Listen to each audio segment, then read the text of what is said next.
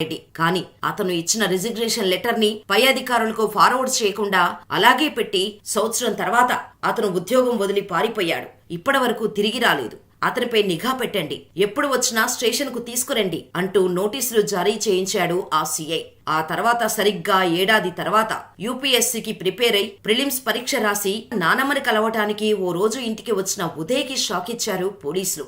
ఇలా ఇంట్లో అడుగు పెట్టాడో లేదు, గుమ్మం ముందు పోలీసులు వచ్చి నిల్చున్నారు. స్టేషన్కెళ్లి ఏం జరిగిందో తెలుసుకున్నాడు. తనకు ఇష్యూ చేసిన నోటీస్ తీసుకుని నేరుగా డిస్ట్రిక్ట్ ఎస్పీ ఆఫీస్ కి కానిస్టేబుల్ యూనిఫామ్ లో వెళ్లాడు. అప్పుడు ఎస్పీగా ఐపీఎస్ అధికారి సిద్ధార్థ్ కౌశల్ విధుల్లో ఉన్నారు. ఆయన్ని కలిసిన ఉదయ్ తనకు జరిగిందంతా చెప్పుకున్నాడు. అప్పటికి యూపీఎస్సీ ప్రిలిమ్స్ కూడా పాస్ అయ్యాడు. దాంతో సిద్ధార్థ్ కౌశల్ తన పరిస్థితి అర్థం చేసుకొని తనకి ఎలాంటి ప్రాబ్లం అవ్వకుండా అతని సమస్యను పరిష్కరించమని అధికారులకు ఆదేశాలిచ్చారు. ఆల్ ది బెస్ట్ చెప్పి పంపించారు. ఇక ఆ తర్వాత ఉదయకృష్ణ తన మామయ్య చేసిన ఆర్థిక సహాయం అలాగే కొందరు స్నేహితుల సహకారంతో హైదరాబాద్ లో ఉంటూ ప్రిపేర్ అవుతూ వచ్చాడు. అలా మొదటిసారి ఇంటర్వ్యూ వరకు వెళ్లి తిరిగొచ్చిన ఉదయ్ మరోసారి మెయిన్స్ లో, ఆ తర్వాత ఇంటర్వ్యూలో ఇలా ఒక దాంట్లో తప్పితే మరొక దగ్గర ఫెయిల్ అవుతూ వచ్చాడు. 3 సార్లు ఫెయిల్ అయ్యాడు. ఇక 4వ ప్రయత్నంలో కొందరి సర్వీసులో ఉన్న ఐపీఎస్ అధికారుల సలహాలు, ఐఏఎస్ ఆఫీసర్ల సూచనలతో ఇంటర్వ్యూ కూడా క్రాక్ చేసి ఇప్పుడు లక్షల మందిలో నుండి